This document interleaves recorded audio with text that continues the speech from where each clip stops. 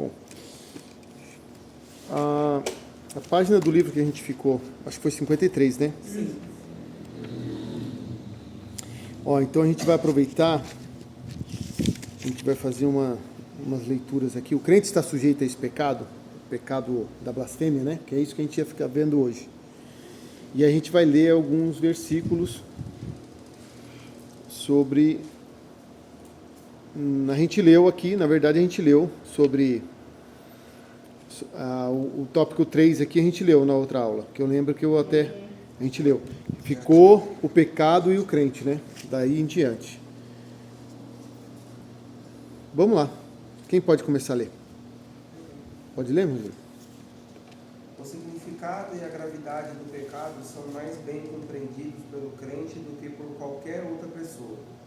Ao longo de toda a narrativa bíblica, o crente é advertido contra o pecado que tão de perto nos rodeia, e a caminhar para o alvo maior, que é a semelhança da estatura e perfeição de Cristo. Por isso, ao ouvido de cada crente hoje, deve continuar soando a solene advertência de Cristo: vai e não peques mais. João 8:11. Vamos só meditar um pouquinho. Quem lembra para quem ele falou isso? A senhora lembra, irmã Leite?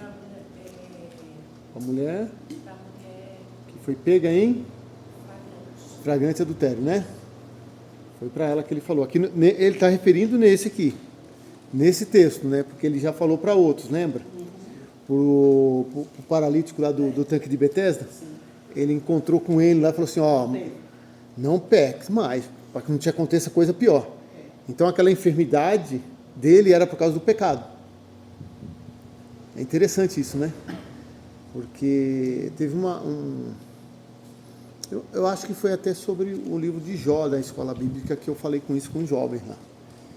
Falei porque tem pecado que melhor dizendo, tem doença que é advinda do pecado. Mas tem doença que é a própria natureza, que a nossa natureza é caída, a gente pega. Mas tem doença, tem enfermidade que Deus coloca para tratar com o crente. Eu acho que eu já falei com vocês aqui da irmã lá que falou que tinha tirado férias da igreja, né? Aí passou o final de ano num leito de UTI, com uma infecção grau 4. Acho que não chega a 5% das pessoas que se recuperam de uma infecção dessa. Tem que ser Deus mesmo. Aí Deus tocou. E o interessante é que na hora eu senti que Deus ia tocar nela. E quando a irmã veio me falar que ela tinha falado disso, eu falei, ixi, irmão, espere o que Deus vai fazer. Porque ela desprezou aquilo que Deus deu para ela. Se ela não quer ir, amém, mas não diga que tirou férias. Jesus nunca tirou férias de nós. Se ele tirar férias de nós, a gente está perdido.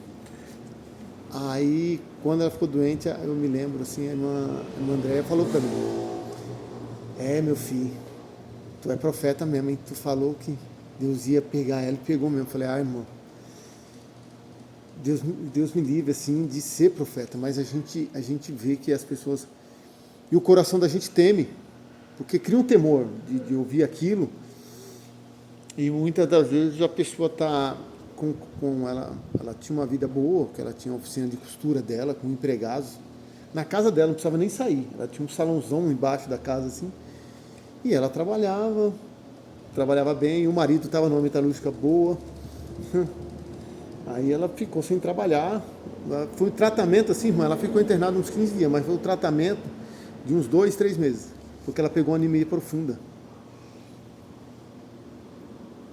Aí foi uns 2, 3 meses de tratamento. Aí Jesus trata.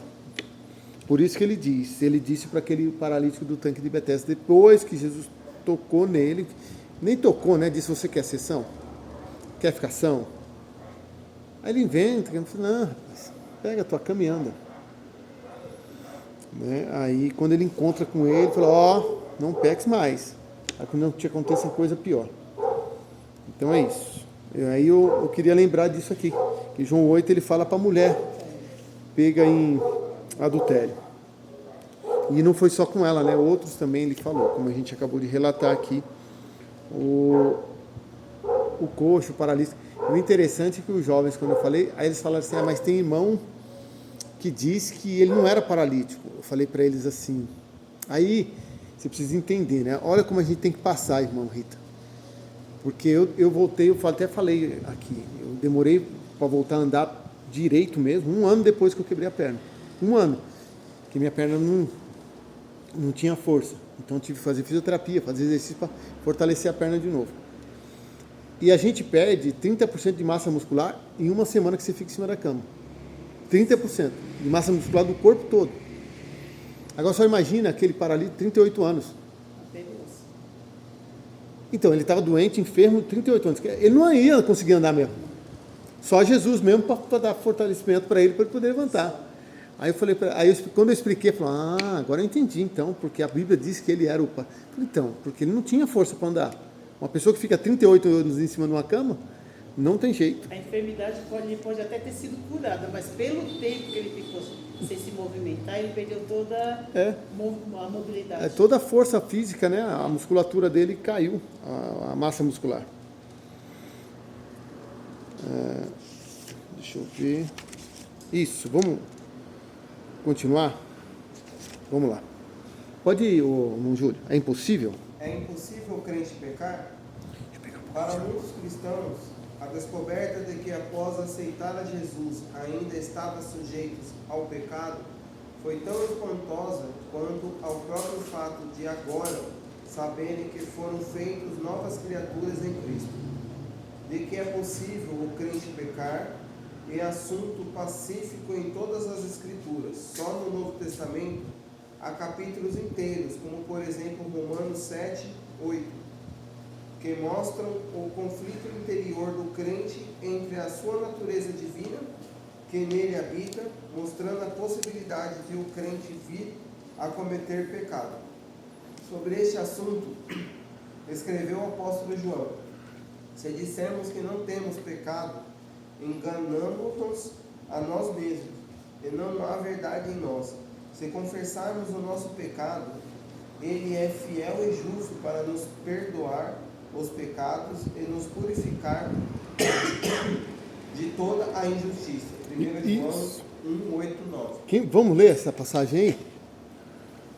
1 João, capítulo 1, versículos 8 e 9.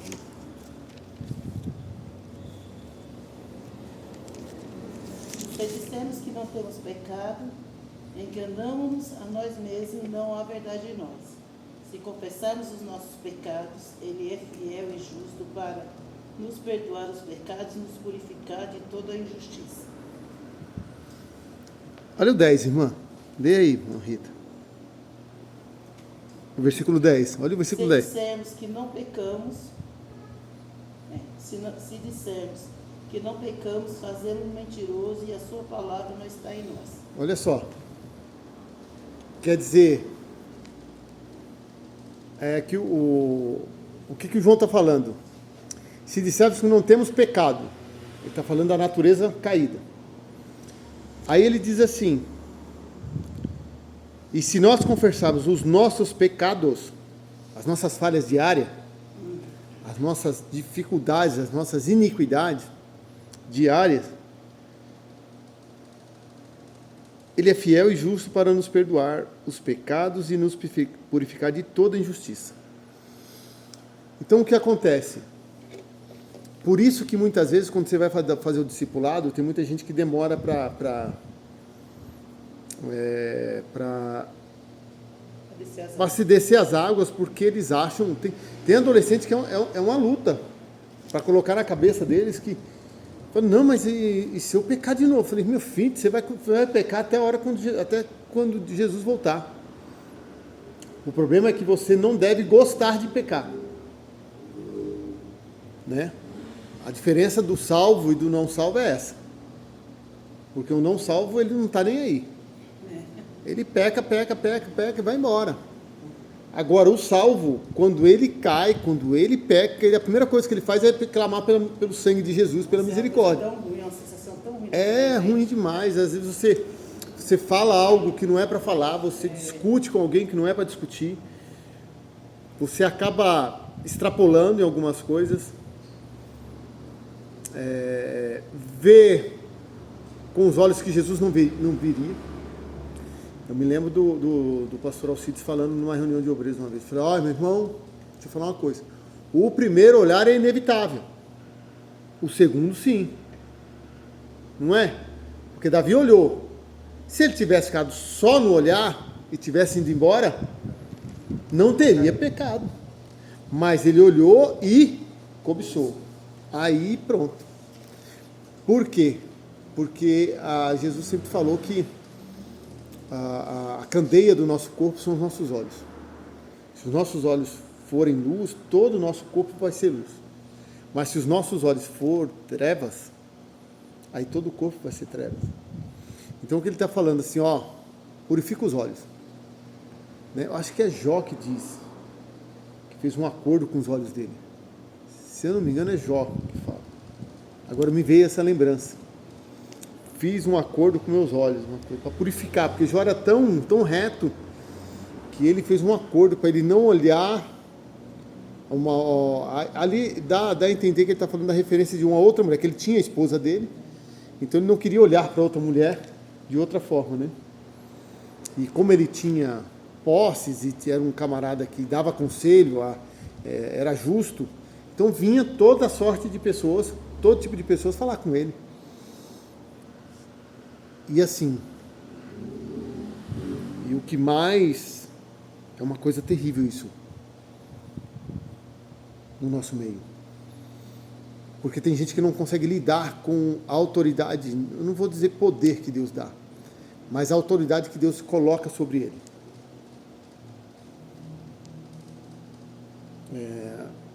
Teve um rapaz, acho que nos Estados Unidos, um irmão, que o pastor, e ele desmascarou o pastor, assim, no púlpito, pegou o microfone, pediu uma oportunidade para o pastor, o pastor deu, e ele desmascarou o pastor, porque o pastor, vocês entenderam, a mulher foi pedir um conselho e o pastor acabou,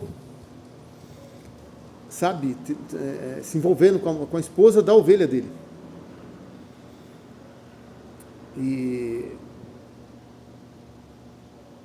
isso por quê? Porque ele não se limitou a entender que ele está cuidando de um rebanho que não é dele. Ele não é dono da ovelha. Né? Porque pode ser que ele mesmo tenha ministrado o casamento desse casal. Já pensou? Né? Coisa. E aí, quando eu vi o vídeo, eu falei, meu Deus, isso não pode ser verdade. Aí eu fui pesquisar e realmente era verdade aquilo. Então a gente tem que ter alguns cuidados, sabe? A gente tem que ter, como Paulo diz, a gente olhar para as irmãs e vê-las, as mais velhas, como mães, tratar. As mais novas como os filhas e as da mesma idade, parecida com a idade, como irmãs nossas.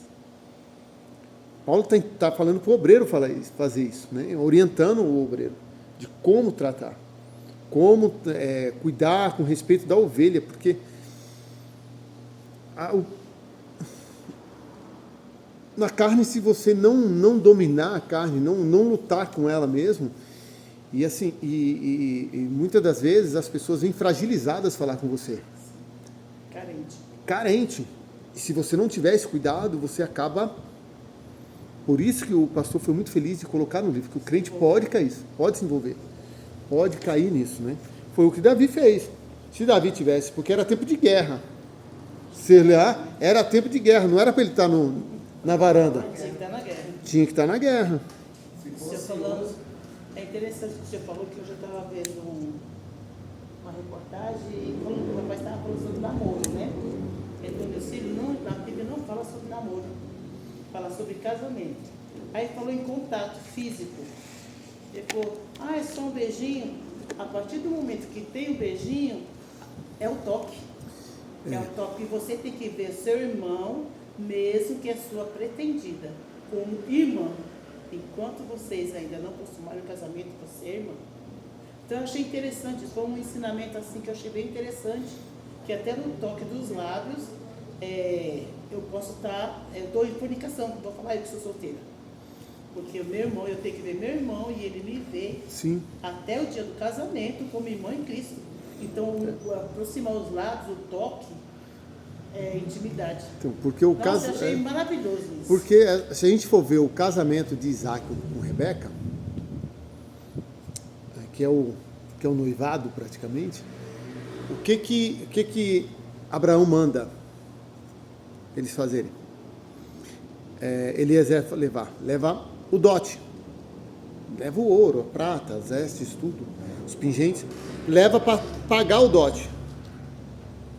A menina aceitou, a Rebeca aceitou, ela voltou com Eliezer. Quando ela viu o Isaac na porta da tenda de Sara, ela perguntou para ele: é aquele que é o meu senhor? Ele falou: sim. Aí ela desceu do animal e foi até ele, e os dois entraram para a tenda de Sara.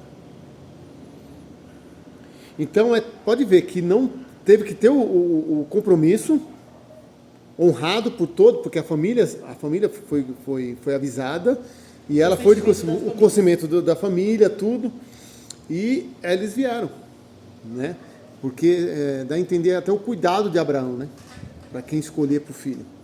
Falou: eu quero um dos meus, eu quero uma dos meus para que seja pretendente. É interessante isso aí, ele quer um dos dele, fazia parte da família. Da família. E qual a diferença de hoje? O crente pegando o povo do mundo. Tem que ser um dos meus, que fala a mesma língua que eu, que pensa que está no Evangelho. Sim, tem que ser a mesma, como eles gostam de falar, os jovens, na mesma pegada, né? Porque a cabeça tem o financiamento, né? Sim.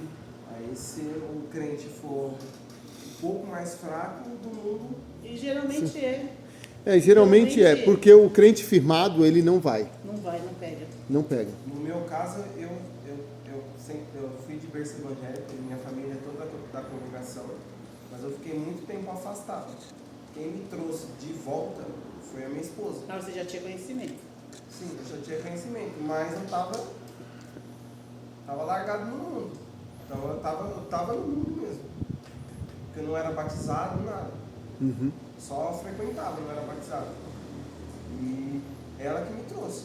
Então, Ela já foi me influenciando. Falou: você tem que voltar.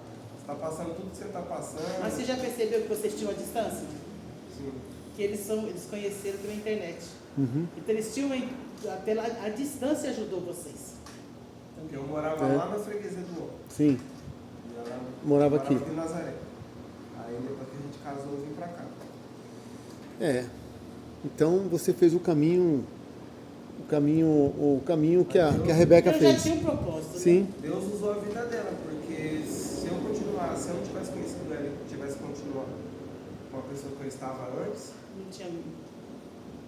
estava na sarjeta. É. A outra só me levava pra bebida, pra balada. balada. Então, é aí que tá, né?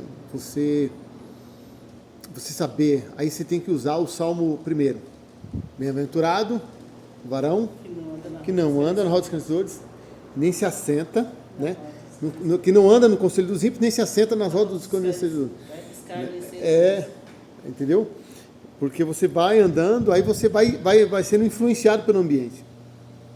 E se você não tiver pessoas ao seu redor que te ajudem a não ser influenciado, porque o que livrou Daniel e seus amigos da Babilônia foi eles se unirem os 4 para vencerem a Babilônia. A Babilônia não influenciou eles. Eles acabaram influenciando a Babilônia. Entendeu? Aí tem gente que vai para a faculdade, por isso que assim, a gente tem que trabalhar muito com jovens, adolescentes, para eles entenderem isso. Que eles não podem ser influenciados pelo ambiente, mas sim influenciar o ambiente. E também o trabalho, né? A minha Tainara, quando ela começou a trabalhar na empresa, ela trabalhou 7 anos. Ela começou lá como jovem aprendiz. Passou um ano de jovem aprendiz, depois passou para trabalhar, que é call center, né? Uhum. Na parte das ligações, e depois ela passou, antes de passar a monitoria, ela ficou 2 anos na linha, né? E eu tive um sonho com ela, um sonho que ela estava numa praça. E naquela praça estava um monte de gente ali. Só que não era gente da gente. Eu faço porque eu via as pessoas diferentes e aquilo me incomodava. Aí eu falei para ela, Aí eu tive que ir lá resolver um negócio lá perto, era exatamente a praça que eu sonhei. E aí ela falou, mãe, era aqui que eu ficava com a pessoa, sabe, do almoço, de ficar, lá era grande a empresa e tinha muitos evangélicos. Ela saía com outra turma e ficava lá na praça. Uns iam fumar narguile, mas graças a Deus foi a tempo que Deus me mostrou e eu conversei com o pastor falou, espera, a gente foi orar. Aí ela se afastou, aí subiu de cargo, ficou lá ainda mais 5 anos. Mas graças a Deus, Deus chegou antes. Sim. Porque tanto empresa, tanto trabalho, como escola, influencia, não tem jeito. Sim. Como se diz, para ser igual, como é que eles falam? Para se enturmar. Eles querem isso, né? Então, aí o ambiente acaba influenciando. Porque assim, não foram só os 4 que foram de Judá. Foram milhares que foram. A nação, né? Mas aí os 4 não quiseram. Porque haviam os inteligentes. Porque o problema é esse, que o Nabucodonosor queria os mais sábios, os mais inteligentes e os mais bonitos. Aí que você pega os meninos. Os que eram mais sábios, mais bonitos, servia a Deus. É aí que você pega o adolescente. Fala, você está entendendo por que o mundo quer tirar você daqui? Porque você é inteligente, porque você é bonito. Aí você começa a mexer com o ego deles. Aí você eleva a autoestima deles. Aí eles vão se cuidar, vão se precaver. O problema é esse, que tem muita gente que, em vez de auxiliar e abrir os olhos dessa geração, tem cara que não tem paciência. Eu estou falando cara assim, porque é costume de falar com os adolescentes para eles poderem entender nessa linguagem. Tem irmão que não tem paciência, tem obreiro que não tem, irmão. Não tem. Então ele não pode mesmo cuidar. Ele não pode. Se não tem, não vai, porque ele acaba afastando os adolescentes dele. Pastor, eu vejo isso até dentro da família. Eu vejo dentro da minha família hoje. E quando eu me reúno, que eu não tenho mais pai nem mãe, mas eu e meus irmãos, até falando com o Júlio, a gente sempre tem alguma coisa para gente. Nós estamos em 7 filhos. E sempre que eu posso, sempre que eu estou lá. No começo não, ainda tinha umas restrições, mas agora, bom, sábado lá, porque aqui já viu, crente só gosta para comer, né? Eles tomam as cachaças dele, mas a gente vai para comer lá. Vamos fazer oração, um esconde a lata de cerveja embaixo do sofá, o outro tira o boné, sabe? Até amigos da gente, foram criados, encosta também, então eu consigo ver a flexibilidade que Deus tem colocado ali através da minha vida. Sim, porque a senhora vai influenciando. O meu irmão até falou, a gente conversou sobre a coisa, ele falou, eu não sirvo a Deus que nem você não, mas eu gosto de ir para a igreja, olha. Eu não gostava nem de ouvir oração, ele saía. Então, é o martelo que esmiuça a penha.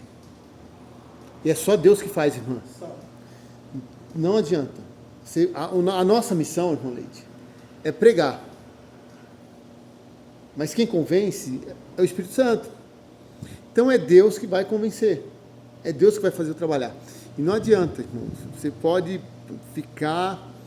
E se você se você for para a linha do embate, aí que ele se afasta. Sim. Não quer ouvir? Amém. É isso. Eu fiquei afastado por mais de 8 anos. Muita coisa, hein? Mais de 8 anos. E o meu cunhado, minha família toda da congregação. Eu me batizei na congregação. Uhum. E meu cunhado sempre falava, me chamava de gordo. Ô gordo, vamos para a igreja. Eu falei, que igreja? Não saber de igreja não.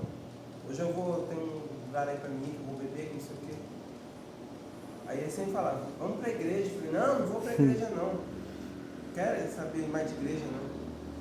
E aconteceu um fato lá que acabou... Decepção. É aquilo, é uma palavra. Às vezes é só uma palavra que tira a gente da presença, se a gente não vigiar. O irmão simplesmente chegou, da igreja chegou, eu era criança, e o irmão chegou para mim e falou assim, paz Deus. Eu fui responder amém, um primo do meu tio falou assim, não precisa saudar ele não, que ele não está indo para a igreja. Aí nesse momento eu já estava meio assim, já entrou no coração, e eu falei, sabe uma coisa? Para que eu vou? É interessante isso aí que você falou, é a experiência que a gente passa. Tem uma pessoa, ela já veio aqui na igreja, homossexual ela. crer que Jesus vai tirar isso também. E ela já tinha sido da igreja e tudo, mas depois virou a cabeça e estava bebendo que nem uma louca. Eu já trouxe ela aqui, sempre conversando. E eu passava por ela, eu dava paz do Senhor. Falei, a partir de hoje eu vou te dar paz do Senhor e você vai. Ó, tem anos. Morava com a mulher foi embora. Ela estava até inchada. Quando hoje eu saí daqui, estou indo para casa e tudo com ela. Ela passou o pai do Senhor, ela passou por uma temporada diferente. Eu percebi algo diferente nela. Ela botou, irmã, eu voltei para a igreja. Eu falei, sério? Ela falou, eu falei, você está menos inchada. Ela, eu não tenho mais vontade de beber, eu não tenho mais vontade de nada. Aí eu peguei, falei, mas aquele lado você deixou, né? Você não tem mais vontade. Irmã, eu vou ser sincera, eu ainda tenho vontade de mulher. Eu falei, mas você sabe que a palavra de Deus condena. Ela falou, eu sei. Mas até agora eu estou resistindo. Não tenho mulher mesmo? Olha, eu vou falar com o pastor, eu chorei. Eu te ver como uma palavra, tanto traz para dentro como joga para fora. Sim. Já teve dia dela bêbada, ela vai ser, irmã. Teve dia de eu estar na padaria, ela pediu dinheiro para comprar pinga. Eu falei, eu te dou? Não, mas dinheiro para pinga eu não te dou. Pensei que ela ia ficar com raiva de mim? Não. E toda vez, e hoje, a mulher, até os olhos dela estavam diferentes. Sim, muda, né? Coisa linda. Eu falei, Jesus.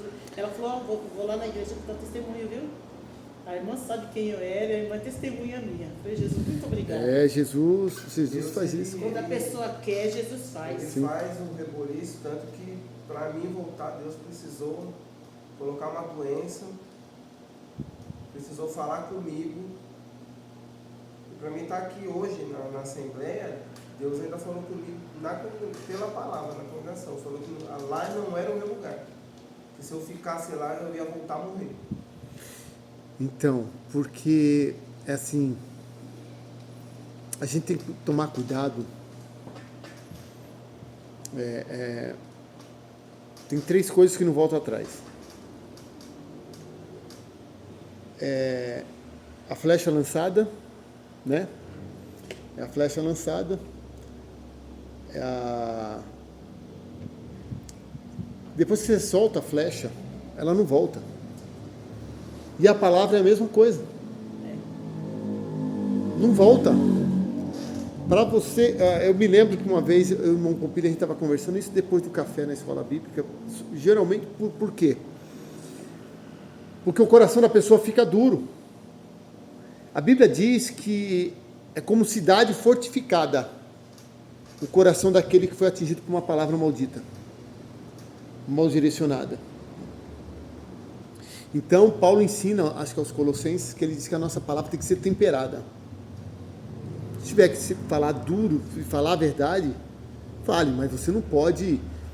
É diferente você falar de uma pessoa que está começando e falar com um obreiro. Entendeu? Um obreiro, irmãos, eu falo mesmo. Assim, eu não falo do jeito que eu falo com vocês.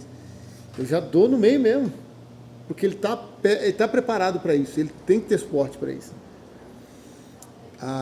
Tanto é que eu chamo a atenção, principalmente quando eu vejo que ele vem me perguntar algumas coisas, aí ele vem perguntar a minha opinião da ação dele, aí eu dou nele.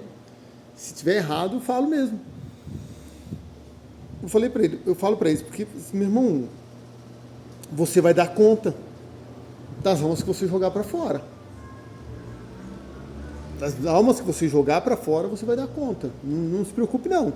Porque Davi vai ter um acerto dele, dos erros dele, que Deus teve que matar alguns. E pessoas que não tinham nada a ver com o censo que ele mandou fazer. Ele que mandou fazer o censo. E eram homens de espada, irmão. Eram guerreiros. Então uma ação nossa pode matar pessoas que não tem nada a ver. Você entendeu como a misericórdia de Deus te alcançou? Né? Porque uma pessoa fala uma coisa e às vezes essa pessoa não está preparada para estar no lugar onde ela está. E é difícil, mas acontece, infelizmente. Acontece. Agora vamos falar aqui, continua aí, irmão Júlio. É evidente que o cristão possui dupla natureza. A natureza caída ainda sujeita ao pecado e a natureza divina. Esta última foi implantada no crente mediante a sua ligação com Jesus Cristo, a videira verdadeira. Enquanto a primeira natureza estiver subjugada, o crente estará sendo levado a viver de vitória em vitória. Possíveis causas de pecados na vida do crente. Dentre as muitas causas pelas quais o crente poderá ser levado à prática do pecado, destacamos as 3 principais dadas a seguir: a natureza pecaminosa, o sistema mundial que está sob o domínio de Satanás e a falta de oração e de cuidadoso estudo das Escrituras. O crente que relaxa o hábito da oração e da leitura e estudo das Escrituras está incorrendo em sérios riscos espirituais, podendo se tornar presa fácil dos laços do adversário. Isso. Então, só para a gente frisar isso aqui. Quais são as causas do pecado na nossa vida, na vida do crente? 1, a natureza pecaminosa. Isso pode ser uma pergunta, viu? Anota aí. Isso aí pode ser uma das perguntas. A natureza pecaminosa, o sistema mundial que está sob o domínio de Satanás, e 3, a falta de oração e do cuidadoso estudo das Escrituras. Por que o sistema mundial? A gente sabe que a natureza pecaminosa é nossa. E o sistema mundial? Lembra que Paulo fala em Coríntios que o mundo jaz no maligno? Então o que acontece? O sistema mundial que está sob o domínio de Satanás. É isso que o pastor escreveu aqui. Então o que acontece? Tudo que está ao nosso redor luta contra a nossa santidade. Tudo.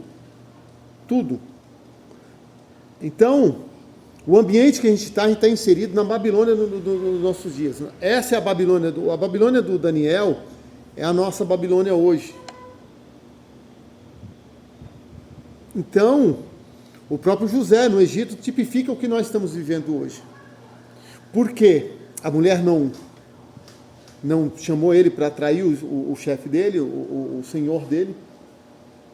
É isso que o mundo faz, nos chama, nos atrai para pecar contra o nosso Deus, contra o nosso Senhor. Esse é o sistema, e é o sistema todo.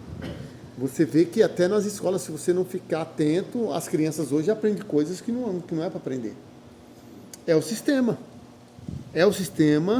sob o domínio de Satanás. Tanto que eu estava vendo esses dias um vídeo na internet, porque para falar leitura, esse negócio da Bíblia, essas coisas na escola, é quase proibido. Mas você vê coisa de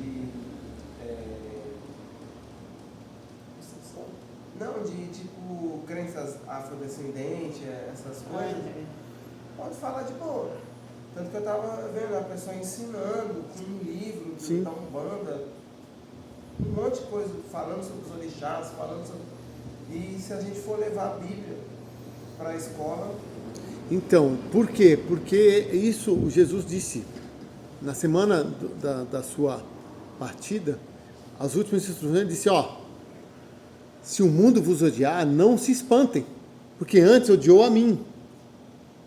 Então, tudo que nós professarmos de Cristo, o mundo vai ser contra. Então, esse é o sistema E aí, muitas vezes, as pessoas... você vê cantores que começaram na igreja, famosos, né? Começaram na igreja, cantando na igreja, aí vão cantar para o mundo, aí, de repente, já se envolve com droga, se envolve com um monte de coisa, com bebida, aí vira aquele lamaçal na vida da pessoa, do cantor ou da cantora, e a pessoa se afasta, aí vai, se afunda, aí tenta voltar, alguns voltam, Deus tem misericórdia, mas aí chega num dia, belo dia, acaba sendo encontrado numa... Ou irmã, que nem a Whitney Houston, que encontraram numa banheira de hotel 5 estrelas, né? Morta. Também que a mãe era da Assembleia, né? Era assembleiana. Então, a gente vê que o sistema quer isso, né? E a falta de oração e de cuidado, de cuidadoso estudo das Escrituras. Porque quanto mais você aprende da palavra de Deus, mais você aprende de Deus, mais você conhece a Deus. Mais conhecimento da palavra, mais conhecimento de Deus. Mais alimento do Espírito, a carne vai arrefecendo, vai ficando para trás. Tá bom? causas do pecado não, né? Aqui as consequências do pecado. Pode ler, Ron Júlio. Causas, né? Mas é consequência, né? Se você for ver, ó. Que causa é a de cima. Consequências do pecado na vida do crente. O que acontece quando o crente peca? Sim. Pode ir. Dentre as muitas consequências do pecado na vida do crente, vale destacar a perda da comunhão com Deus. 1 João, capítulo 1, versículos 5 e 6. Oportunidade de os inimigos blasfemarem do nome de Deus. 2 Samuel, capítulo 12, versículo 14. Perda do galardão. 1 Coríntios, capítulo 4, versículo 5, 3, versículo 13 ao 15. E possível morte. Atos 5, 1, 11. O mais conhecido aqui é o Atos 5:11, né? Vamos ler? O restante vocês podem ler em casa. Atos, capítulo 5:11, que é o Ananias e Safira, que é um dos mais conhecidos. Mas um certo varão chamado Ananias, com Safira, sua mulher, vendeu uma propriedade e reteve parte do preço, sabendo também sua mulher. E levando uma parte, o depositou aos pés dos apóstolos. Disse então Pedro: Ananias, por que encheu Satanás o teu coração, para que mentisses ao Espírito Santo e retivesse parte do preço da herdade? Guardando-a não ficava para ti? É vendida, não estava em teu poder? Por que formaste esse desígnio em teu coração? Não mentisse aos homens, mas a Deus. E Ananias, ouvindo essas palavras, caiu e expirou. E um grande temor veio sobre todos os que isso ouviram. E se levantou-se os mancebos, cobriram o morto e, transportando-o para fora, o sepultaram. E passando o espaço quase 3 horas, entrou também sua mulher, não sabendo o que havia acontecido. E disse-lhe Pedro: Dize-me, vendeste, portanto, aquela herdade? E ela disse: Sim, portanto. Então Pedro lhe disse: Por que é que entre vós vos concertastes para tentar o Espírito do Senhor? Eis aí a porta aos pés dos que sepultaram teu marido, e também te levarão a ti. E logo caiu aos seus pés e expirou. E entrando os mancebos, acharam-na morta, e a sepultaram junto ao seu marido. E houve um grande temor em toda a igreja, e em todos os que ouviram estas coisas. Houve o temor depois daquilo, mas olha, entenda, a Bíblia ela não foi escrita em capítulos. Agora leia aí, irmã Leide, o versículo 36 e 37 do capítulo 4. Aí vocês vão entender o que gerou essa falsa doação no coração deles. Pode ler, 36 e 37. Então José, cognominado. Isso. Cognominado. Pelos apóstolos, Barnabé, que traduzido é filho da consolação, levita, natural de Chipre, possuindo uma herdade, vendeu-a, e trouxe o preço, e o depositou aos pés dos apóstolos. Agora, entender porque começa o capítulo 5, mas... Então, o que gerou em Ananias e Safira para poder querer vender e fazer o mesmo? Inveja. Ele fez, todo mundo... Irmão, porque assim, se está escrito, se ele deu o nome do Barnabé, a igreja toda se alegrou. Aí todo mundo começou a olhar Barnabé de uma outra maneira. Aí os dois ficaram... Não, peraí. Então é isso que o pecado nos rodeia. Porque nós somos tentados pelas nossas concupiscências. Por isso... Eles não fizeram o mesmo. Não, aí é que está. O coração deles não era igual ao de Barnabé. Não era para a obra, eles só queriam o status. O coração deles não estava voltado para o Senhor, para a obra. Porque Barnabé era levita. E o levita, vocês sabem melhor do que eu, que eles eram sustentados pela obra. E eles não podiam ter herdades. Aí falou, peraí, eu estou servindo a Deus de forma errada. Vou vender e vou doar para a obra. Mas o coração dele não estava nas coisas. Já o de Ananias e Safira, por isso que eles viram, é muita coisa. Vamos doar não, vamos segurar uma parte. Que nem Abel, né? Não, Caim que matou Abel, porque a inveja estava no coração. Sim. Porque Deus recebe o dele, não recebe Então, o dele. mas foi, então, Deus não recebeu, a gente até leu, né? Que Deus não recebeu ele. Não foi a oferta. Aí primeiro tem que receber a mim. O ofertante. Eu vi até um pregador falando que a oferta de Abel era feia. Eu falei, mas sem contexto, você já peca, né? Mas ele falou, olha a diferença de um sacrifício de animal, cheio de sangue, para uma mesa de fruta. Sim, realmente, era aos olhos carnais era Sim. feio, mas Deus não estava olhando para aquela oferta que estava. Coração. Mas falam que a oferta de Caim não foi tipo Diz que era o as resto que ele dava. primeiras, a primeira colheita, era o resto. Né? Então, por quê? Porque ele não ofertou com o coração. Por isso que Deus não aceitou ele. Aí quando chegou no final esse pregador, aí eu entendi o contexto, que foi isso. Não adianta, eu posso ter o melhor. Já foi falado para mim, como é que Deus faz na sua vida e não fez na minha? Pelo passado que eu tenho. É o coração. Quando você faz de coração, porque Neemias, quando ele botou no coração, o coração dele ardeu para levantar os muros, ele orou 120 dias para fazer uma obra de 52. Mas porque assim, o rei perguntou, o que você quer, irmãos? O que você quer? O rei, o todo-poderoso da época, disse assim, o que você quer? E ele não disse nada, que ele não negou nada para Neemias. Porque Neemias colocou no coração de fazer a obra. Então é o coração da gente. É o coração. Lembra da viúva pobre? Que deu só as moedinhas, e Jesus falou que Deus recebeu aquela lá do que os que davam do que sobrava.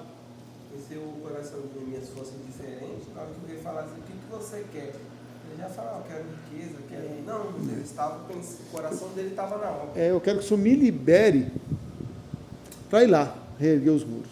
E me dê alguns homens, e eu quero madeira também, para pôr nas portas.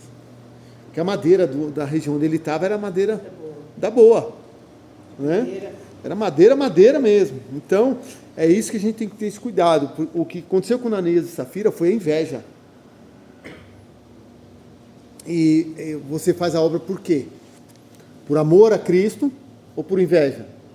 Isso fica um ensino aqui para nós. Né? Porque, ou por vanglória. Né? Pode. Na vanglória morreram, né? Morreram, querendo vanglória, porque morreram. a morte espiritual também. Sim. Deu para entender? O que causa a morte, que a morte, a pessoa morre. Tem outra aqui, pode continuar, irmão. Mau exemplo, 1 Coríntios 8, 9 e 10. Vamos ler essa passagem aqui, que é a situação da igreja de Corinto, como eles estavam. 1 Coríntios 8, versículos 9 e 10, para a gente entender.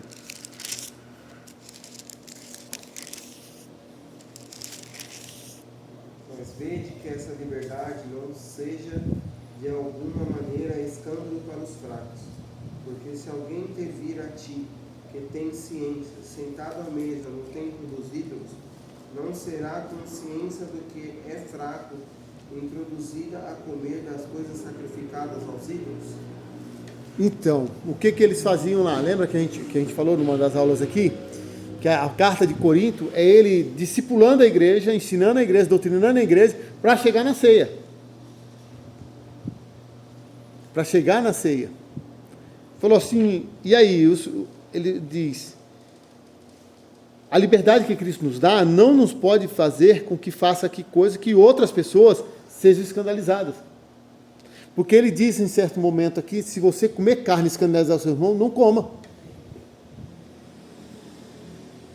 É por isso que às vezes, eu não sei como é que o pastor trata aqui, né? Festa junina, né? Eu não sei como é que o pastor trata aqui, eu não Aqui, vejo. Então, festa junina não existe, não. então, eu tô falando, porque assim, uma vez vieram me perguntar. Aí eu falei assim, irmão, eu falei, então, sabe qual que é o problema? Que as pessoas estão deixando de ler a primeira epístola de Paulo aos Coríntios. O problema é que essa não é a primeira, deve ser a segunda. Que ele diz, já por carta já alertei vocês, vou alertar de novo. Essa carta já era a segunda, pelo jeito, que ele estava marretando e o povo não estava dando ouvido. Aí ele bateu de novo, porque a situação espiritual da igreja estava terrível. Ele chama eles até de carnais, né?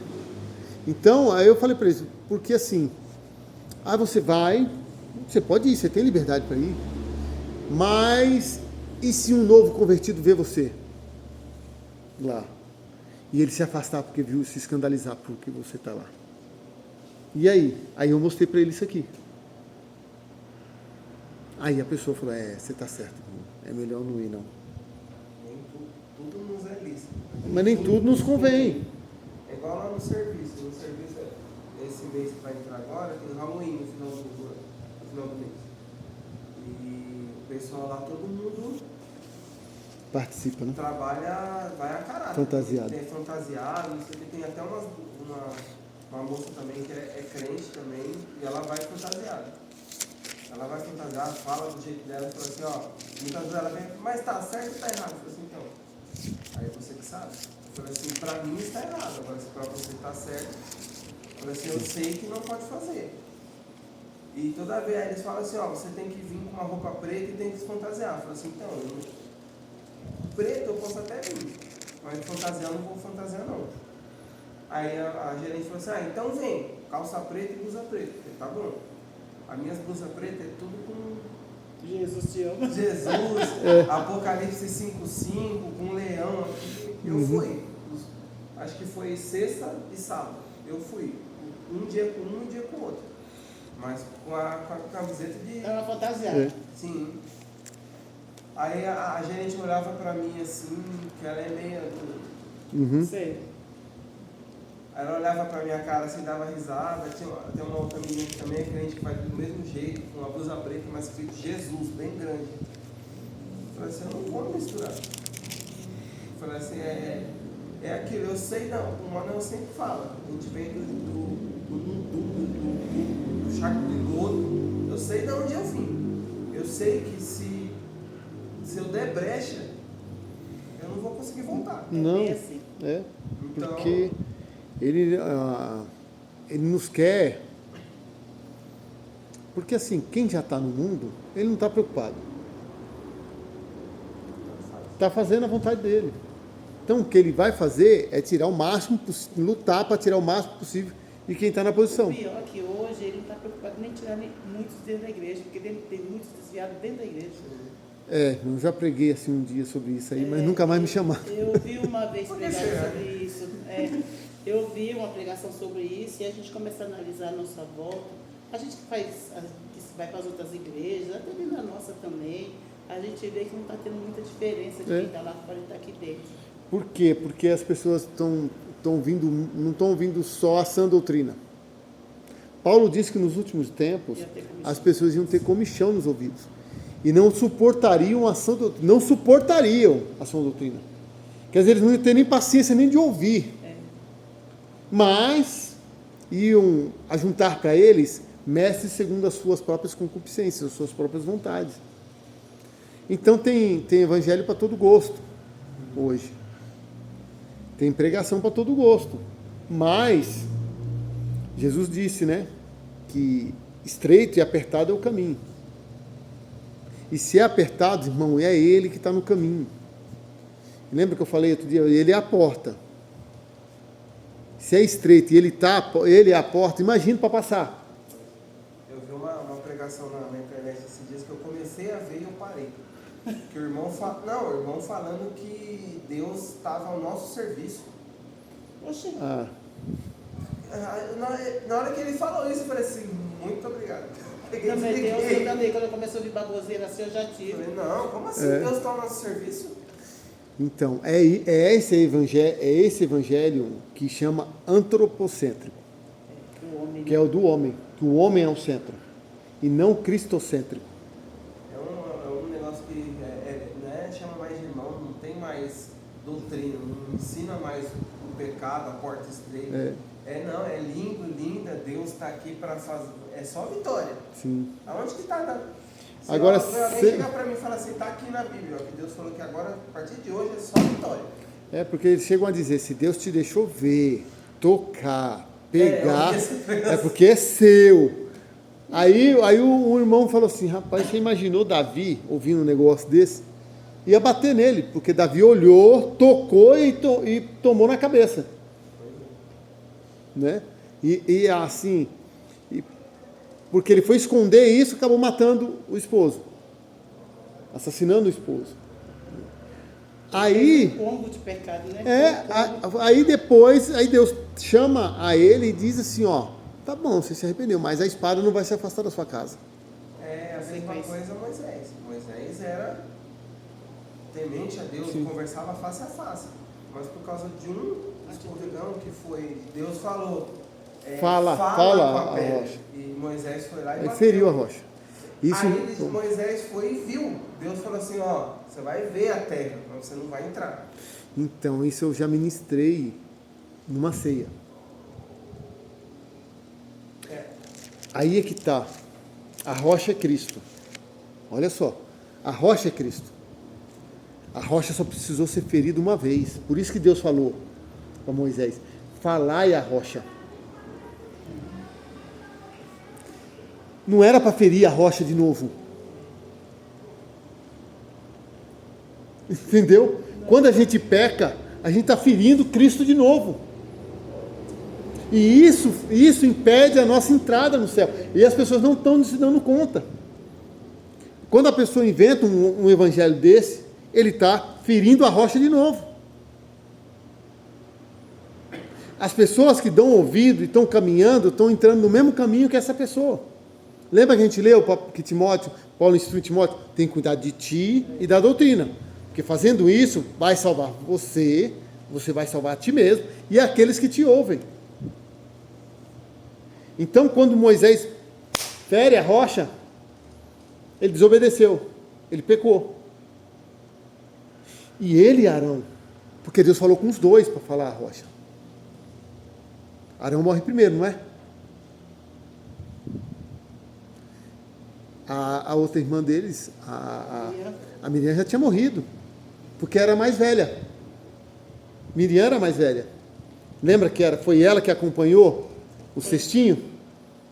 E disse, tem uma ama aí, tem uma hebreia aí que ganhou um bebê esses dias, está com leite para dar para essa criança aí. Ela falou, então traz ela aqui que eu vou deixar ela com ela, para ela amamentar ele, e vou pagar por ela. Vou pagar o trabalho. Irmã, olha só, ela achou que ia perder o filho, que o filho ia morrer. Aí Deus, além de salvar o filho, ainda arruma um emprego para ela ganhar, para cuidar do próprio filho. Só Deus. Então, quando Moisés faz isso, é a mesma coisa para nós. Eu preguei sobre isso. A gente está fazendo a mesma coisa que ele. Está batendo na rocha de novo. Pondo Jesus na cruz de novo. Por causa da nossa desobediência. A rocha só é para ser ferida uma vez. Por que quando ele fala? Quando a gente trata direito, faz o que Deus manda, ouve e faz o que Deus manda, porque Moisés ouviu, mas não fez o que Deus mandou. Porque ele estava irritado com o povo. E se a gente não estiver na direção de Deus, a gente acaba machucando a rocha de novo. E Moisés, até o pastor ministrou sobre sexta-feira de ensinamento, quando Deus falou que não ia com o povo, e Moisés pediu para Deus, que a nação ia falar dele, porque Moisés não sabia o que estava acontecendo lá embaixo. A gente vai lendo, a gente começa a prestar atenção. Deus já sabia, mas Moisés não sabia. E quando ele desceu, por que ele quebrou a tábua?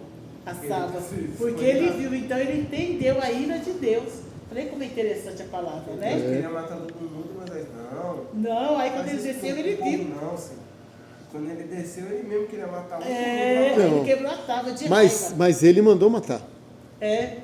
Ele falou. Quem está comigo? Quem está com o Senhor? Venha para o meu lado. Aí os levitas foram. Você vai ler que os levitas foram que se levantaram e foram. Aí Josué, que era próximo dele, que era o homem da espada, ele chamou Josué e falou, ó, mata todos os idólatras. Ah, meu irmão. Josué estava com a espada afiadinha. E os levitas ajudaram a matar também. Então, é a limpeza, né? É a limpeza que Deus teve que fazer. Eu escuto muito, eu vejo na Bíblia, eu já li essa parte, que os levitas eram que cuidavam, né, das coisas do tabernáculo, cuidavam das coisas do Senhor. Hoje em dia, a gente escuta muito a pessoa que vai cantar, os tocadores, fala assim, você é o quê? Eu sou levita. Então, é um negócio, o ministério... Ele é o mal entendido dele. Porque assim... Aí você fica assim, mas você serve uma água? Você pega, não, eu só toco. Eu falei, então, é que assim, eu expliquei isso para uma mãe de uma menina, no nosso ministério lá do Ipiranga, que ela chamava de levita, aí apareceu numa da escola bíblica, ela estava, sobre quando os sacerdotes rasgam as vestes na frente de Jesus. Ali o ministério levítico acabou. O ministério levítico acabou ali. Porque ele não podia rasgar a veste sacerdotal. Porque o que rasgasse, ele não seria mais sacerdote. Aí ele rasga, o ministério acabou. Porque além de rasgar, ele estava blasfemando do próprio Deus que estava à frente deles. Por isso que o autor, quando você lê os Hebreus, você vai ver que o sacerdócio de Cristo é o sacerdócio perfeito. Todo o sacerdócio levítico era a sombra para o sacerdócio de Cristo. Entendeu? Então, hoje não existe mais levitas. O pastor ali, o pessoal lá ali do Brás, ele disse que tem uns levitas lá, tem um sacerdote lá. Aí uma vez eu falei, então, mas será que eles vieram de Israel? São descendentes de Levi mesmo? Porque assim, só eram os descendentes de Levi, meu irmão. Não era mais ninguém. Então como é que você vai hoje, um brasileiro, muitas vezes a gente nasce no interior de São Paulo, ou na zona leste de São Paulo, pode falar que é levita do Senhor. Não. O levita era a tribo separada por... Não é pelo que eles faziam. Não. Era pela nação. Pela ordem familiar, pela descendência familiar. Aí Deus os separou. Por quê? Por causa daquele ato que eles tiveram de ficar ao lado de Moisés. No evento lá do bezerro. Aí Deus os separou, né? Mas o sacerdócio levita termina ali, quando eles rasgam as vestes, acabou. É a mesma coisa o profeta, né? Porque Até Deus João. fala que não existe mais profeta. Até É o dom João. de profecia. É o dom de profecia. Porque Você assim... escuta essas crianças saem da fralda agora, já fala que é profeta. Então, profeta. aí profeta, aí você vai ler lá você pega Ezequiel e você vai ver a vida de profeta. Dormir em cima de esterco, dormir de um lado só, rapar a cabeça, ser enterrado, ser levado pro que nem Jeremias, que apanhou. Não fala de pedir R$1.000 em pix. Não, esses profetas de hoje aí... São os profetas Nutella. É Nutella, irmão. Os profetas que falam os off de King. Eu quero ver ser profeta, é você descer e passar uma noite com 50 e poucos leões. Aí eu quero ver ser profeta. Quero ver ser profeta. Profeta aqui, irmão, em São Paulo, e você ser profeta lá no Afeganistão, pregar lá. Por que não estão indo lá mais para a Praça da Sé? Por que não estão enfrentando mais lá a Praça da Sé? Porque antigamente, eu lembro quando eu trabalhava, era assim de pregador. Hoje você não acha mais não, filho. Porque já puseram tudo para correr de lá. Cadê os profetas? Então, conhece demais, né? Então, a gente pode levar um mau exemplo, 1 Coríntios 8, 9 e 10. E aí a gente acaba... nos leva à destruição da fé, que o Romanos 6 diz que o salário do pecado é a morte, né? E vamos continuar. Como o crente deve tratar com o pecado? Continua aí, irmão. Quanto ao trato que o crente deve dar ao pecado, a Bíblia recomenda que o crente deve reconhecer, Salmo 51, 3, evitá-lo, 1 Timóteo 5, 22, detestá-lo, Judas? Isso. Judas 23, Resistir a ele com confiança em Deus. Tiago 4, 7 e 8. Confessá-lo. 1 João 1, 9. E abandoná-lo. Provérbios 28, 13. Então aqui é a direção que o crente deve tomar para lidar com o pecado, né? Quando você cair, você reconhece. Foi o que o Davi falou. Pequei, Senhor, pequei contra ti. Né? No Salmo 51, 3. Evitá-lo é o que você faz para evitar? É fugir da aparência do mal. O que José fez? Correu. Porque sabia que se ele ficasse, ele ia cair. Não, irmão, ele tinha 20 e poucos anos. A testosterona do rapaz estava voando aqui, ó. Estava transbordando. Fala, não sei se foi a Bíblia que ela era formosa, né? Então, olha, irmão, ali tinha seda, tecido bom, óleos de especiarias. O nardo, aquele nardo puríssimo que Maria jogou no Jesus, vinha de lá do Egito, da região do Egito. Então os perfumes eram tudo. Então a mulher era cheirosa, bem tratada, bonita e bem vestida. Não era cansada, não tinha cansaço. Não tinha cansaço, porque ela tinha funcionários. Era a mulher do segundo do Egito. Não se preocupava em pagar a conta. É. Tem que tirar botijão de gás. Então, aí a mulher vai e dá em cima do rapaz. Rapaz, eu vou embora, vou fugir. Correu. Entendeu? Evitá-lo. Detestá-lo é você realmente ter raiva. E é isso, por isso que quando a pessoa peca, ela sente a tristeza profunda. Porque ela mas eu caí de novo. Eu errei. Eu lembro que uma vez o pastor Paulo Júnior estava falando, e às vezes você vai tratar isso, e a gente começa a estudar. Se trabalhar com adolescente, com jovem, é sobre a pornografia. Como lidar com a pornografia? Como evitar você ver? E o pastor Paulo Júnior, na época, ele tinha uma ministração que eu vi, acho que ele ministrou 1 hora e pouco para os jovens da igreja dele lá em Franca, que ele dirigia. Ele deu um exemplo da mulher nua. Ele falou que se tem uma mulher nua na porta do seu prédio, na escada do seu prédio, você sobe, todo dia ela está lá. E você todo dia olha, porque você passa por lá. A mulher nua é o celular. Está no seu acesso. Então o que ele falava? Ao invés de você ir pela escada, você pega o elevador. Então o que ele faz? Se você sozinho com o celular, você está vendo, ou no computador, tira o computador do quarto e põe na sala, onde todo mundo está. E o celular você não vê sozinho. Só usa ele para o trabalho ou para a escola. Não fique vendo o vídeo. Aí você consegue, aí você vai conseguindo, porque o costume, que isso entra na mente, a dopamina começa e vai piorando a situação. Então, quanto mais você evita, você vai diminuindo, vai se afastando, você vai sendo purificado. Aí tinha uma passagem que eu sempre falava com os adolescentes, né, com os jovens. Eu pegava um copo sujo, assim, com água suja, e colocava dentro da bacia, para eles verem uma bacia incolor, assim, com a leite. E colocava para eles e pegava 1 litro de água limpa, e começava a jogar dentro do copo. Aí colocava até a água ficar limpa dentro do copo. Falei, é assim que a palavra vai fazer com você. Quanto mais você se afastar da pornografia, mais você se encher da palavra, ela vai te limpar e você vai ver que ela vai te preencher. Nada vai te preencher mais.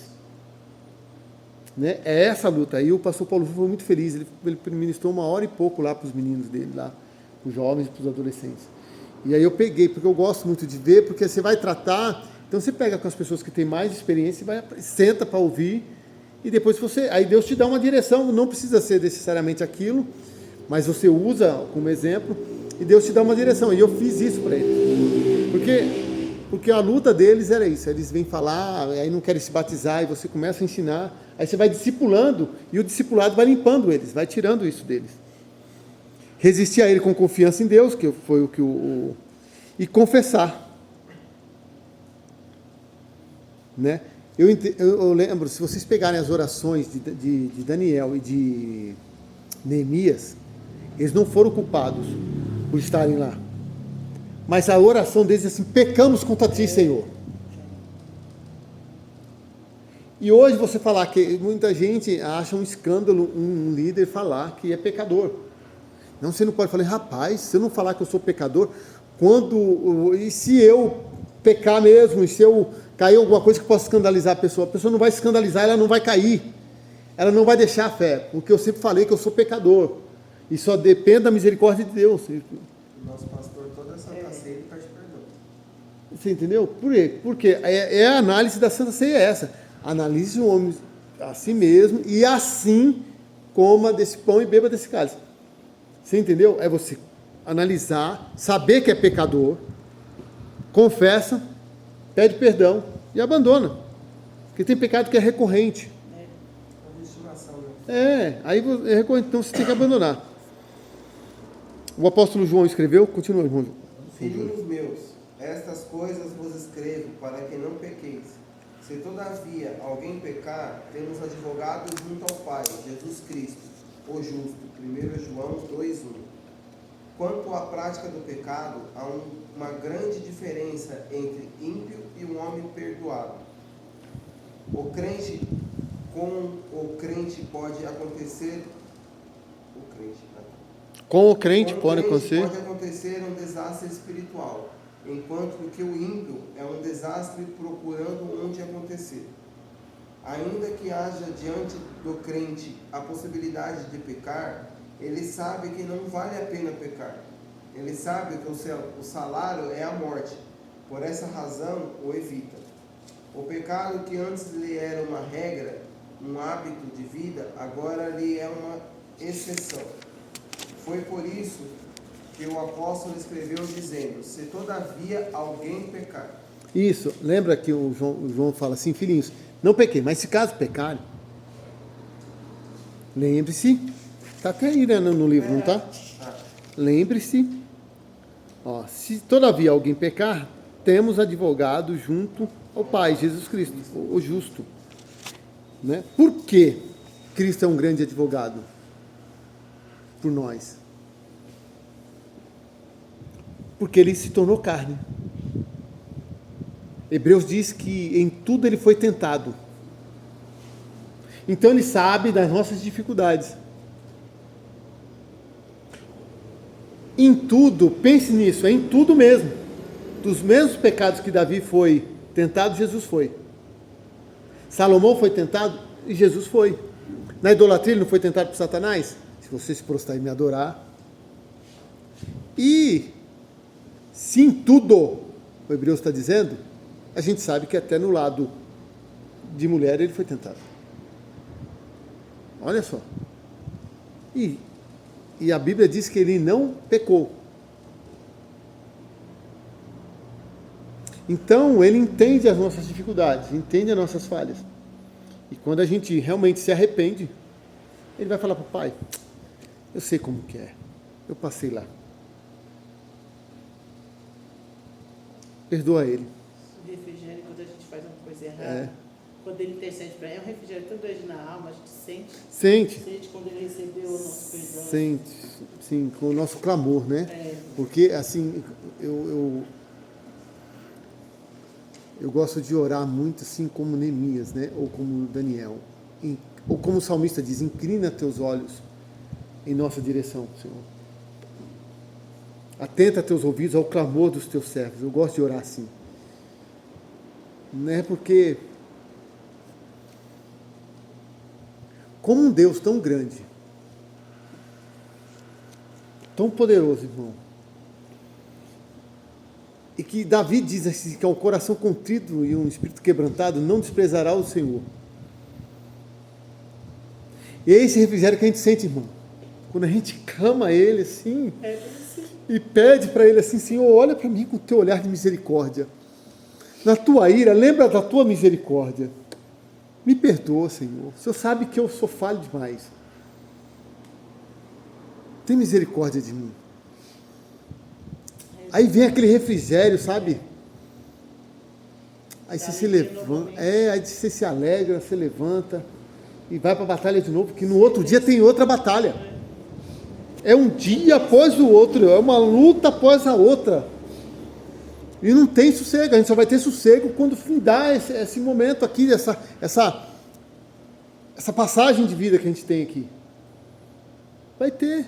Não tem jeito. As consequências do pecado. Está dando para entender, irmãos? Tá. Que eu estou entrando aqui, a gente acaba pregando, mas Não, pode ir. o pecado de Adão. Suas consequências. O pecado de Adão e Eva não foi um acontecimento isolado. As consequências no tocante a eles, a posteridade e ao mundo, tornam-se imediatamente evidentes. Primeiro, a atitude do homem para com Deus. A atitude alterada para com Deus por parte de Adão e Eva deixa transparecer a revolução que então tivera lugar em suas mentes. Eles esconderam-se da presença do Senhor Deus. O homem e sua mulher entre as árvores do jardim, Gênesis 3:8, e procuraram encobrir-se com aventais de folhas, Gênesis 3:7. O que sem dúvida foi associado com o mesmo complexo de emoções. Criados para andar na presença e em comunhão com Deus, agora temiam encontrar-se com Ele. João 3:20. A vergonha e o medo era agora as emoções dominantes. Gênesis 2:25, 3:7 e 10. Indicando a deterioração que se processaram. 2. A atitude de Deus para com o homem. Não apenas houve alteração na atitude de nossos primeiros pais para com Deus, mas também na atitude de Deus para com eles. Reprovação, condenação, maldição, expulsão do jardim, são todas elas indicações sobre essa revolução da atitude de Deus para com eles. O pecado só vem do lado do homem, mas as suas consequências não.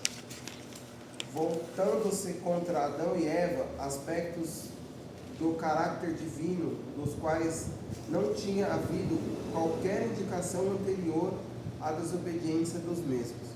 O pecado faz surgir a ira e o desprazer de Deus, e necessariamente assim, pois o pecado é a contradição daquilo que ele é.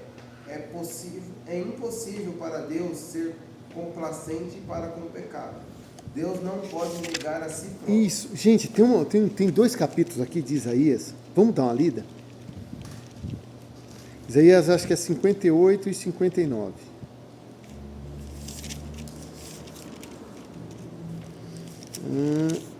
É 59. É o 59. Consegue ler, irmã Rita? Bom, 59 de Isaías? Pode começar o primeiro.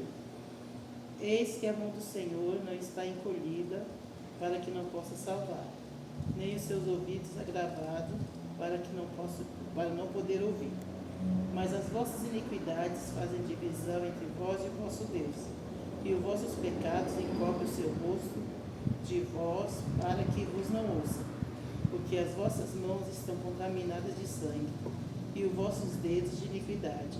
Os vossos lábios falam falsamente, a vossa língua pronuncia perversidade. Isso, tá bom. Depois vocês leem em casa. Vocês viram que eis que a mão do Senhor não está encolhida para que não possa salvar, nem o seu ouvido agravado para não poder ouvir. Mas o que faz? Mas as vossas iniquidades fazem divisão entre vós e o vosso Deus, e os vossos pecados encobrem o seu rosto de vós, para que vos não ouça. Então, o pecado gera distanciamento de Deus. Por isso que Israel, às vezes, Deus tinha que levantar um profeta para falar no meio deles. Porque eles estavam pecando tanto que eles não estavam mais dando atenção à palavra, aos estatutos que Deus tinha deixado por Moisés. E aí levantou Isaías para falar sobre isso. Porque assim, o pastor está dizendo aqui na revista que quando o homem peca, ele se distancia de Deus. Mas a gente falou aqui também que antes de Caim matar Abel, quem falou com ele? Deus. Entenderam como Deus sempre está atrás do homem? Por isso que Isaías 55 diz assim: buscai ao Senhor enquanto se pode achar, invocai-o enquanto está perto. Não foi Caim que foi atrás. Foi Deus que foi atrás dele. Conhece o coração. O pecado já a porta. O homem não conseguiria voltar mais em comunhão com Deus. Por isso que Deus não quis a folha para encobrir. Ele matou um animal e tirou a pele e colocou a pele, deu a pele como roupa para eles. É o primeiro sacrifício, que aponta, que encobriu o pecado deles, que aponta para Cristo.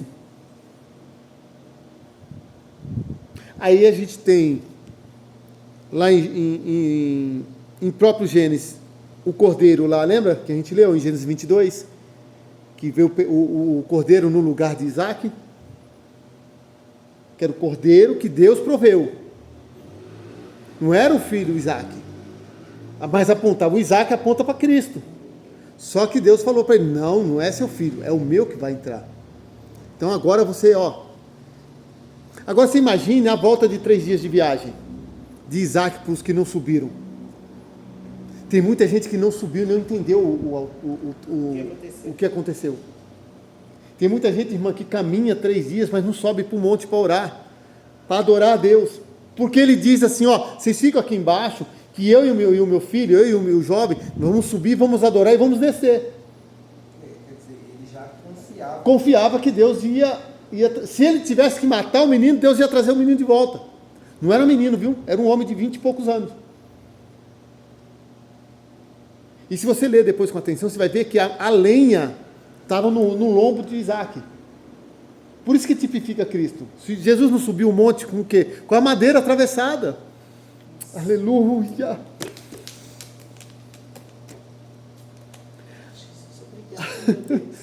Agora eu imagino Isaac voltando, irmã, 3 dias, falando para eles, Isaac, o que aconteceu lá que você desceu alegre?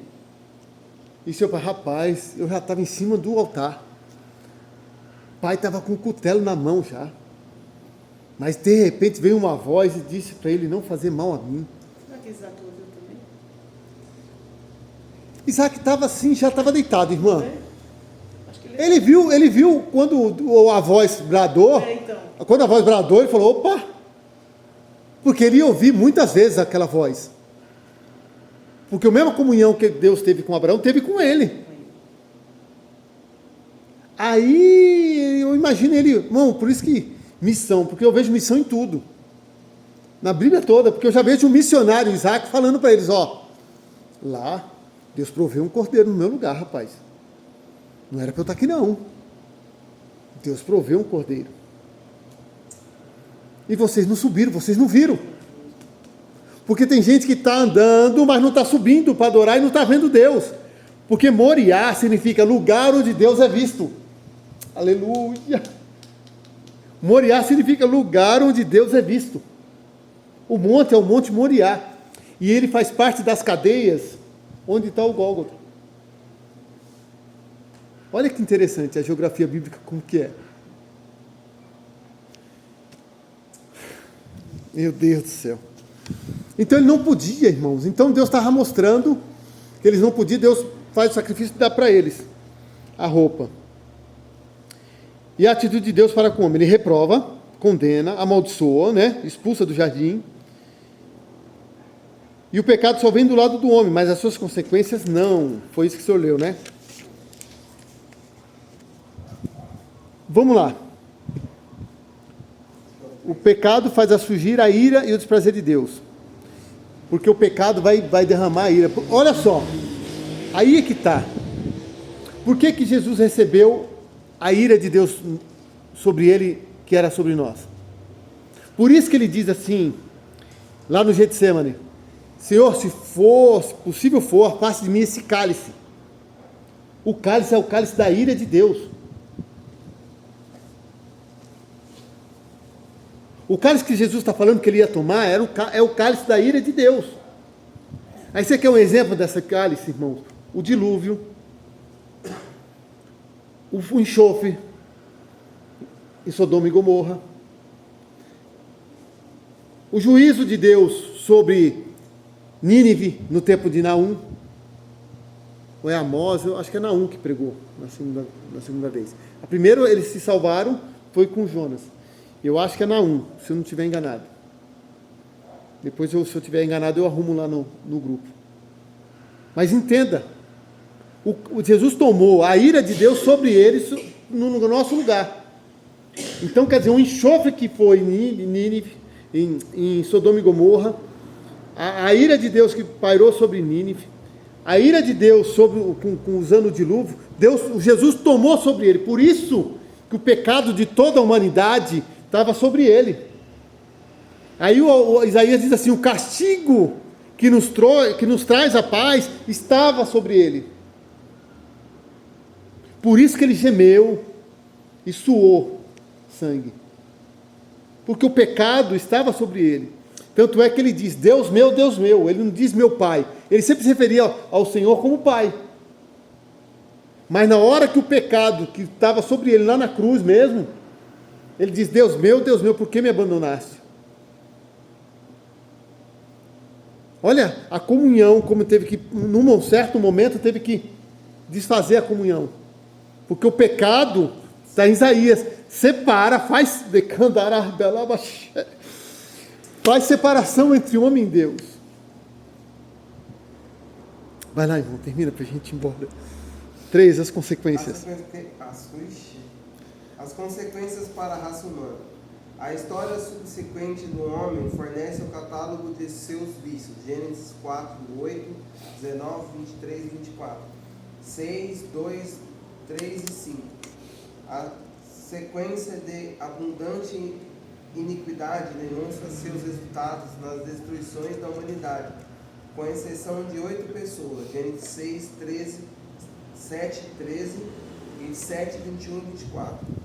A queda tivera efeitos permanentes, não somente sobre Adão e Eva, mas igualmente para todos os seus descendentes. Há uma solidariedade racial no pecado e na iniquidade. As consequências para a criação. Os efeitos da queda se estenderam até os cosmos físicos.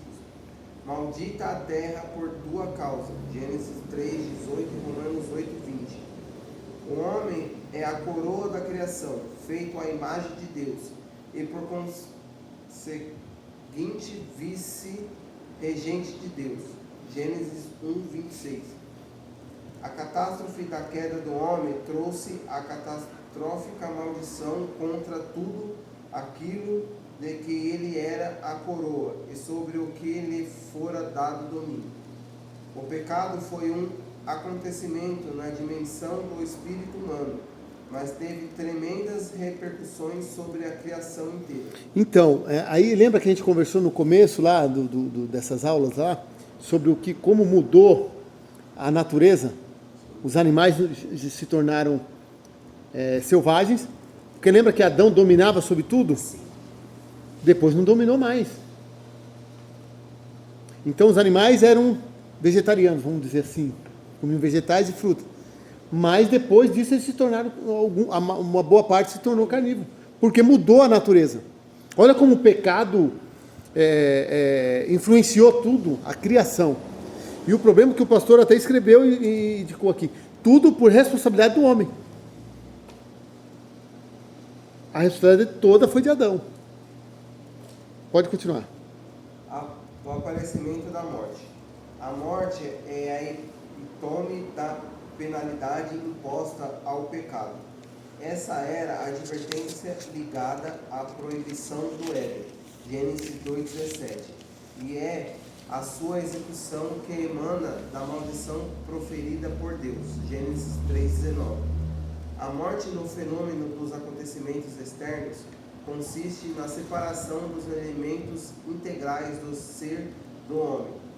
Essa dissolução exemplifica o princípio da morte, a saber, a separação, e chegada à sua expressão mais extrema na separação entre o homem e Deus, o que é ilustrado já no início pelo fato do homem haver sido expulso do jardim, Gênesis 3, 23 e 23.